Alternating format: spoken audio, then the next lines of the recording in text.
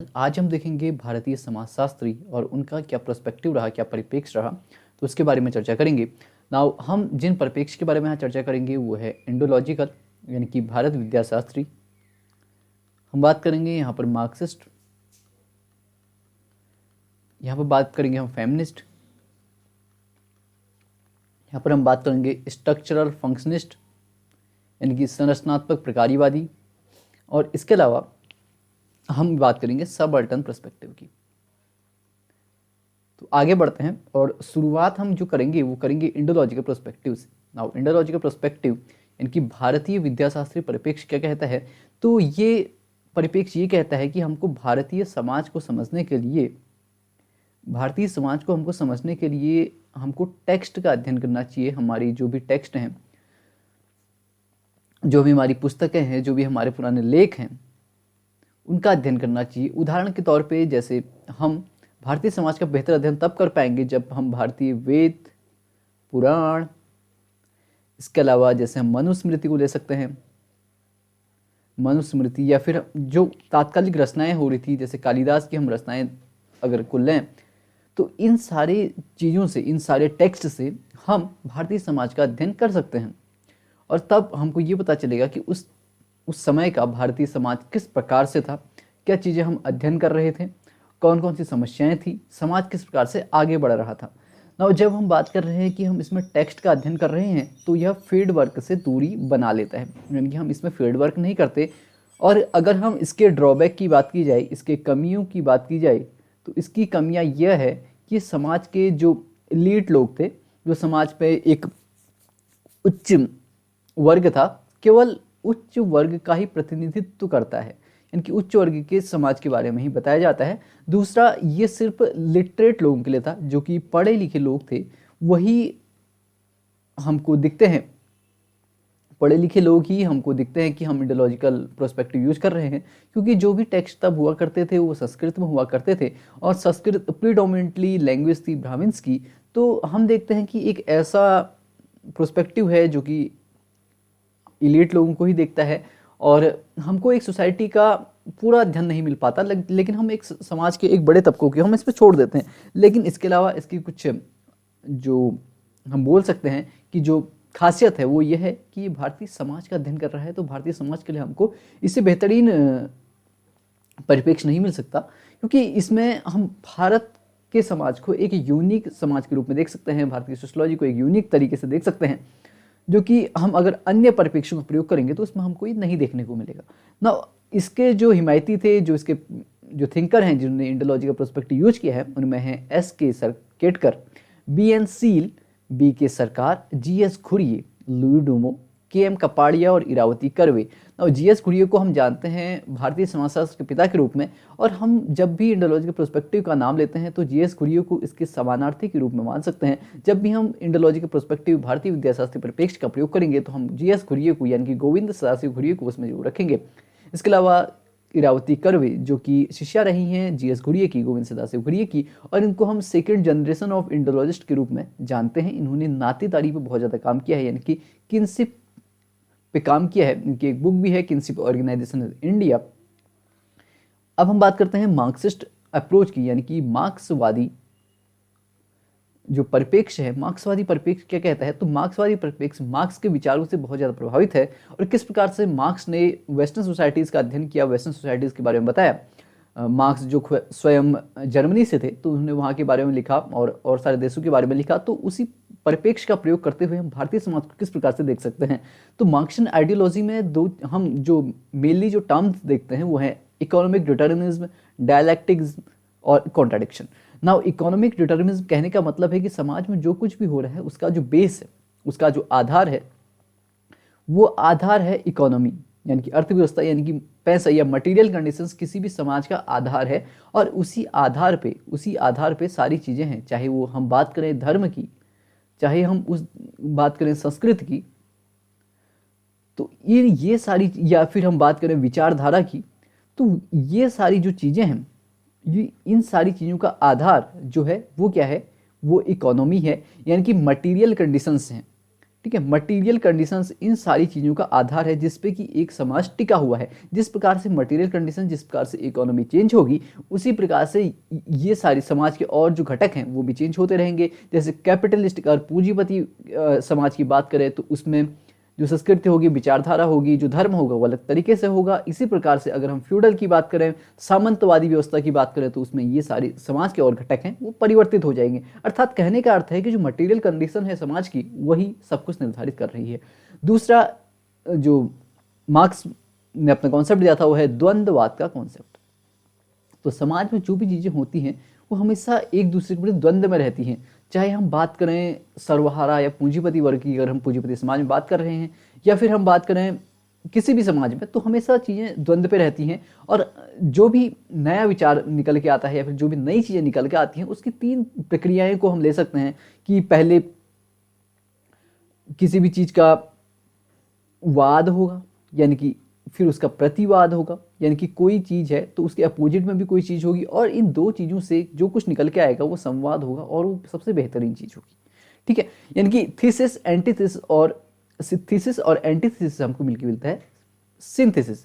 ना इसके अलावा बात करते हैं वो बुर्जुआसी और प्रोलेटेरिएट की, यानी कि समाज में हैप्स हैं, यानी कि जिनके पास बहुत सारे साधन हैं, और समाज में हैप्स नॉट भी हैं, यानी कि जिनके पास उत्पादन के साधन नहीं हैं, जो कि निचले तबके मात्र में हैं। तो ये हैप्स और हैप्स नॉट हर समाज में होंगे। अगर हम कैपिटलिस्टिक सोसाइटी की बात करें, पूंजीपति सोसाइटी की बात करें, तो ये इन हैप्स में हम ले सकते हैं बुर्जुआसी को, यानी कि पूंजीपति वर्ग को, और प्रोलेटेरिएट के रूप में हैप्स नॉट हम लेंगे सर्वहारा वर्ग को। ना ये सारी चीज़ें हर समाज में होती हैं, और एक समाज में उत्पादन के साधन जिस प्रकार से परिवर्तित होते हैं उसी प्रकार से समाज भी परिवर्तित होता रहता है। इसमें हम जो अगर जिन भारतीय चिंतकों का हम नाम ले सकते हैं तो उनमें प्रमुख हैं डीपी मुखर्जी, एआर देसाई। इसी प्रकार से कुछ इतिहासकारों ने भी इस पर्सपेक्टिव का यूज किया है, इस परिप्रेक्ष्य का प्रयोग किया है, जिनमें रोमिला थापर, इरफान हबीब और आर एन शर्मा। और डीपी मुखर्जी के बारे में अगर थोड़ा हम देखें तो डीपी मुखर्जी का पूरा नाम है दुर्ज्योति प्रसाद मुखर्जी। डीपी मुखर्जी की एक बुक है जो कि है डाइवर्सिटी, जो कि बहुत ज़्यादा फेमस है। नाउ इन्होंने अपने अध्ययन के लिए डायलेक्टिकल हिस्टोरिसिज्म का प्रयोग किया है, यानी मार्क्स के डायलेक्टिकल हिस्टोरिसिज्म, यानी कि ऐतिहासिक द्वंद्ववाद का इन्होंने प्रयोग किया है। इन्होंने ट्रेडिशन, यानी कि परंपरा और मॉडर्निटी, यानी कि आधुनिकता में संबंध को बताया है। इन्होंने ये कहा है कि ऐसा हम आमतौर पे समझते हैं कि जब परंपराएं खत्म हो जाएंगी तो आधुनिकता आएगी, लेकिन इन्होंने बोला कि ये दोनों चीज़ें एक साथ साथ चलने वाली चीज़ हैं।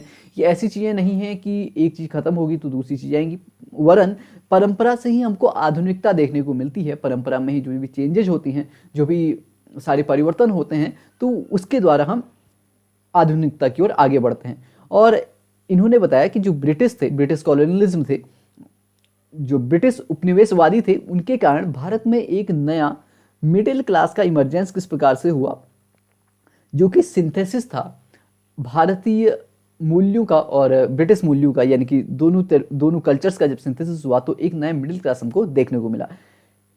तो ये डीपी मुखर्जी ने इस बारे में बात की है। अब हम आगे देखते हैं एआर देसाई के बारे में। तो एआर देसाई ने नेशनलिज्म पे बहुत ज़्यादा काम किया है, यानी कि राष्ट्रवाद पे। इन्होंने बताया कि ब्रिटिश के कारण जो भारतीय नेशनलिज्म है वो पनपा, क्योंकि जैसे हम पहले देख रहे थे ब्रिटिश के आने से पहले, तो भारतीय जो समाज था बहुत विभाजित था। एक तरीके से हम कह सकते हैं कि सब अलग अलग थे। लेकिन जब ब्रिटिश आए तो हमको लगा कि हमारा एक ही शत्रु है जिससे हमको लड़ना है, और हमारी एक ही धरा है। तो एक सेंस ऑफ राष्ट्रवाद की भावना उस पर उत्पन्न हुई और हम भारतीय एक हो गए। तो ब्रिटिश उपनिवेशवादियों ने भारतीय राष्ट्रवाद की भावना को उत्पन्न करने में, राष्ट्रवाद को जन्माने में एक महत्वपूर्ण भूमिका निभाई। इस प्रकार से एआर देसाई ने भारतीय पीजेंट स्ट्रगल के बारे में बात की है कि इस प्रकार से भारतीय पीजेंट स्ट्रगल हुआ। तो इसके बाद हम आगे देखते हैं, जैसे रोमिला थापर, इरफान हबीब, इन्होंने भी हिस्टोरिकल सेंस में दिखाया है कि मार्क्सियन पर्सपेक्टिव को प्रयोग करते हुए। नाउ अगला जो पर्सपेक्टिव देखते हैं वो हम सिविलाइजेशनल, यानी कि किस प्रकार से सभ्यताएं बनती हैं, बिगड़ती हैं। तो इन सारों का अध्ययन करने के लिए हमको सिविलाइजेशनल पर्सपेक्टिव बहुत ज़्यादा इंपॉर्टेंट हो जाता है। नाउ सिविलाइजेशनल पर्सपेक्टिव क्या क्या देखता है, तो ये पहले हिस्ट्री से चीज़ें लेता है, यानी कि इतिहास से, प्लस इथेनोलॉजी, यानी कि कैसे हम विभिन्न सोसाइटीज़ का कंपेरिजन करते हैं। तो सबसे पहले अगर हम सिविलाइजेशन पर्सपेक्टिव देखते हैं तो किसी भी सभ्यता के जो भी उसका कल्चर है, जो भी उसकी संस्कृति है, तो उस संस्कृति में कुछ ऐसी चीज़ें होती हैं, कुछ ऐसी मूल चीज़ें होती हैं जो कि पीढ़ी दर पीढ़ी, जो कि पीढ़ी दर पीढ़ी क्या होती रहती हैं, ट्रांसफर होती रहती हैं और वो जीवित भी रहती हैं वो सारी चीज़ें, तो जिनको हम बोल सकते हैं कि cultural essence. Now in cultural essence से हम देखते हैं कल्चर ट्रेड को निकालते हैं, यानी कि सबसे फंडामेंटल यूनिट जिसे हम कल्चर की कहते हैं। तो इस तरीके से हम लिटिल और ग्रेट ट्रेडिशन के रूप में समाज का अध्ययन करते हैं। लिटिल ट्रेडिशन जिसको हम बोल सकते हैं गांव देहातों का जो भी परंपराएं हैं, ग्रेट ट्रेडिशन के रूप में हम अर्बन सेटिंग्स के रूप में ले सकते हैं, यानी कि जो शहरों में जो परंपराएं होती हैं। उदाहरण के तौर पर अगर हम एक छोटा सा उदाहरण लेना चाहें तो जैसे दीपावली त्यौहार है, तो ये पूरे बृहद तौर पे मनाया जाता है। तो लेकिन ऐसा हो सकता है कि दीपावली का ही कोई छोटा रूप किसी छोटे से समाज में मनाया जाता हो और वह उसी समाज तक ही सीमित हो, तो वह एक लघु परंपरा के रूप में हम देखने को मिलेंगे। ना दो चीज़ें जो कि इंपॉर्टेंट है सिविलाइजेशन पर्सपेक्टिव को प्रयोग करने के लिए, जो कि है यूनिटी और डाइवर्सिटी, यानी कि भिन्नता और एकता। जैसे भारत की बात करें तो भारत में बहुत सारी विभिन्नताएं हैं, चाहे हम लैंग्वेज के दृष्टि से देखें, चाहे हम भाषा की दृष्टि से देखें, चाहे हम धर्म की दृष्टि से देखें, लेकिन फिर भी एक हमको एकता देखने को मिलती है। इसके अलावा हम विलेज, कास्ट और ट्राइब में कैसे परिवर्तन हुआ, कैसे ये सारी चीज़ें आगे बढ़ी और किस प्रकार से समाज में इन परिवर्तनों के कारण विलेज पे क्या इफेक्ट पड़ा, ट्राइब पे क्या इफेक्ट पड़ा, और कल्चर ट्रेड्स के बारे में हम बात करते हैं सिविलाइजेशन पर्सपेक्टिव में। नाउ इसमें जो हम दो नाम देखते हैं वो की हैं सुरजीत सिन्हा और एन.के. बोस।